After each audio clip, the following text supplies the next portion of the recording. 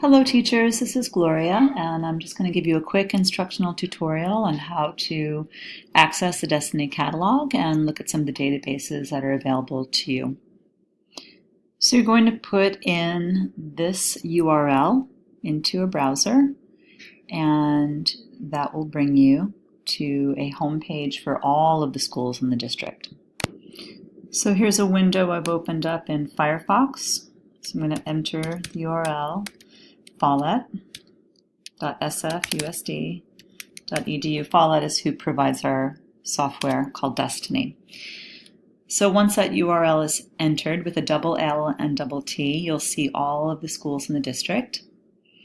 Do not log in here because you'll be denied access. You need to scroll down to our school's name. It's in the lower left corner alphabetically.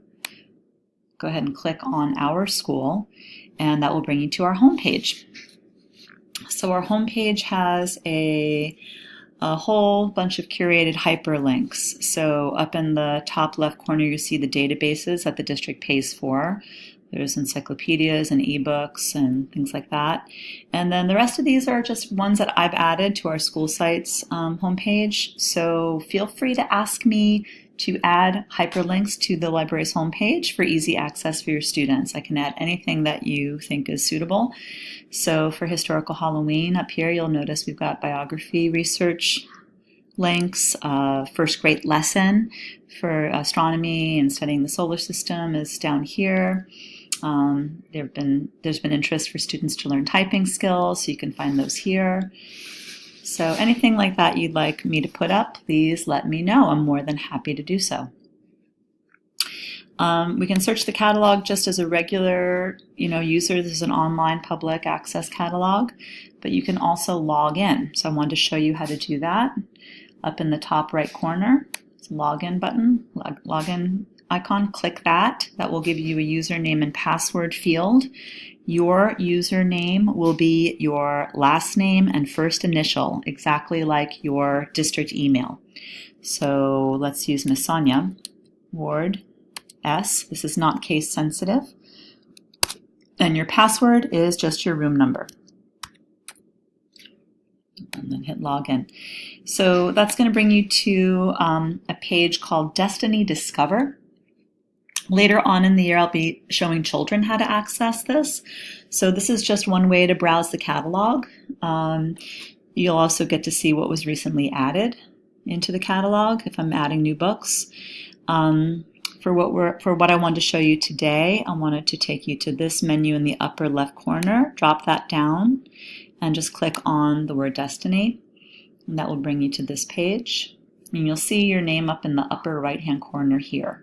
Okay, so again, you can go to the home page and check out some of these links that will open in another window, or you can search the catalog.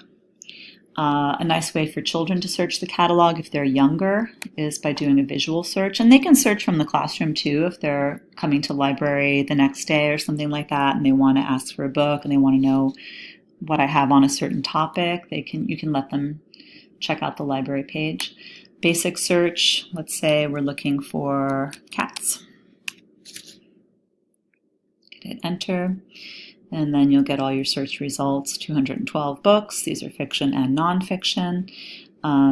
You'll see the call numbers. If the book is available, will be on the left-hand side here.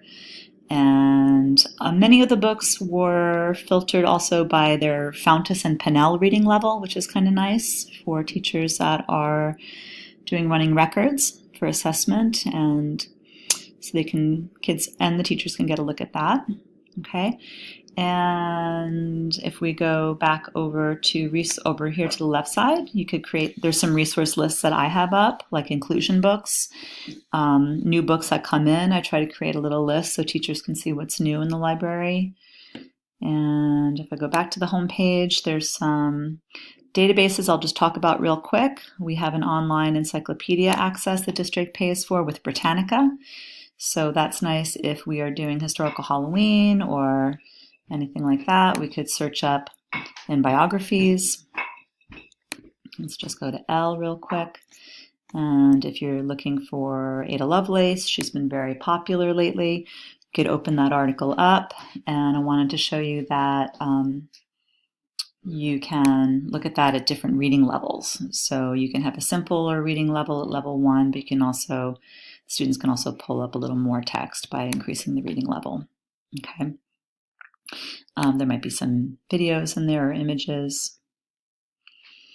Let's go back over. We also have access to Tumble Book Library through the district, which is just filled with ebooks. And what's nice about this is sometimes these, if they're simpler books, they're storybooks, they'll be read aloud to the student, which is really nice. It'll highlight the text as it's being read by an actor. There's many different voices doing the readings, which is nice. There's also games, there's nonfiction, there's videos. You can access this in Spanish and in French, the 2 languages available. And we also have teaching books, which looks like this. So this is a great teacher resource here if you're looking for things like author videos. If you're doing an author study, I would highly recommend this site to look up some of the resources there. Meet the Author videos are awesome on this page. And that's about it. There used to be an option for teachers to be able to scan and check out books in their accounts. Unfortunately, for some reason, that's been altered. So if there are books that you want, you can email me. You can take a screenshot of the titles, or if you want to pull the books and leave them on my desk to check out, we can do it that way. I'll find out why teachers can't do the checkouts. That's a new thing. We were able to do that last year. Some teachers really took advantage of that. But I just want to finish up by saying, if you are wanting to borrow materials from the library, please don't just walk out with a book without letting me know that it's gone from the shelf, because it's not noted. If it's not noted in the online catalog, then that book is marked as being in the library. And then if it's in a classroom somewhere, we can lose track of it pretty easily. So that's it for now. Just please email me with any questions that you have. And if you wanted to learn how to make screencasts with your kids, I can give you a quick training on that using Screencast-O-Matic, which is what I used to make this video today. Okay, thank you. Looking forward to a great school year.